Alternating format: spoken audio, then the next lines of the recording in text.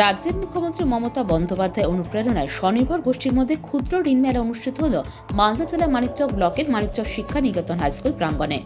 গত শনিবার এই মেলা আনুষ্ঠানিকভাবে উদ্বোধন করা হয়। রবিবার বিভিন্ন স্বনির্ভর গোষ্ঠীর মহিলাদের হাতে স্বল্প সুদের ঋণ প্রদান করা হয় সরকারিভাবে। দিনের কর্মসূচিতে উপস্থিত ছিলেন মানিকচক বিধানসভার বিধায়িকা সাবিত্রী মিত্র, মানিকচক ব্লক বিডিও অনুপ চক্রবর্তী, বিশিষ্ট সমাজসেবী সৌম্যদীপ সরকার সহ বিভিন্ন প্রশাসনের আধিকারিক ও স্বনির্ভর গোষ্ঠীর মহিলারা। রবিবার মানিকচক ব্লকের অন্তর্গত বেশ কিছু স্বনির্ভর গোষ্ঠীদের হাতে 1 লক্ষ টাকার উপরেও ঋণ প্রদান করা হয়। গ্রামের মহিলারা যাতে এই ঋণ নিয়ে ক্ষুদ্র ব্যবসার সঙ্গে যুক্ত হতে পারে এবং নিজেরা স্বনির্ভর হতে পারে, সেই কারণে রাজ্য সরকারের প্রয়াস বলে জানিয়েছেন বিধায়িকা সাবিত্রী মিত্র। আজকে মাইনরিটি মেয়েদেরকে লোন দেওয়ার বিষয়ে আজকে এটা প্রত্যেকটা জেলায় বিভিন্ন জায়গাতেই মাইনরিটি লোন একটা মেলা হচ্ছে। এটা মানিকচকে অনুষ্ঠিত হচ্ছে শিক্ষা নিকেতন স্কুলটা বেস্ট, এই জন্য স্কুলে আমরা করেছি।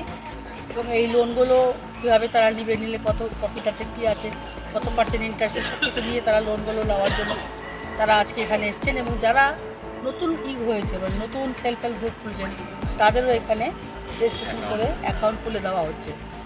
এবং তারা কীভাবে আগামী দিনে মানিকচকের মেয়েরা আরও কতটা এগিয়ে যেতে পারে সেটা তো আমাদেরও নজর রাখা উচিত। এবং এইভাবে আমরা কাজ করবো, এটাই এদের সাথে কথা বললাম।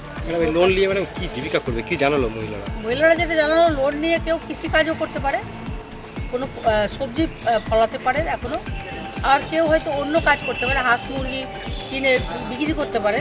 এবং যে লোনটা পেলে এরা যদি ওই ছাগল যদি কেনে, ওরা সেই ছাগলগুলোকে তারা পোষার পর তার যেটা 1-2 করে ছেলে মেয়ে হয় বাচ্চারা, সেই বাচ্চাদের পুষতে পুষতে ওর একটু পরিবারটা বড় হয়। তখন ওরা 1টা করে ছাগল বিক্রি করলে ওরা 20-25 টাকা করে পায়, তখন এরা লোনটা শোধ করতে পারে। আবার অনেক সময় দেখা যায় ছাগলটা মারা গেছে, সেই এক চাপ পড়ে যায়, এটাও সমস্যা হয়। তবে আমি এটুকু বলবো, এটা যদি না হয় সবসময় ভালো থাকুক।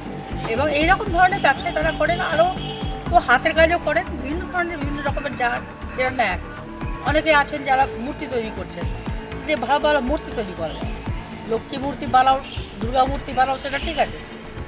তা আমি অনেক ধরনের মূর্তি বানাতে পারি, সেই মূর্তিগুলো দামটা বেশি হবে তো এলাকায় কিনলে, সেই জন্য। এবং আমি তাদের কাছে একটা আমার সাজেশন আছে, আমি তো জানি না এদের মার্কেটিং কী হবে। এরা যদি একটা দোকান কিনতে পারে, এদের সমস্ত জিনিসগুলো ওখানে আসলো, ওখানটা যদি বিক্রি হয় তাহলে কিন্তু ওদের একটু আয়টা বাড়ে, এটাই মূলত বলা। Bureau news Bangla Times.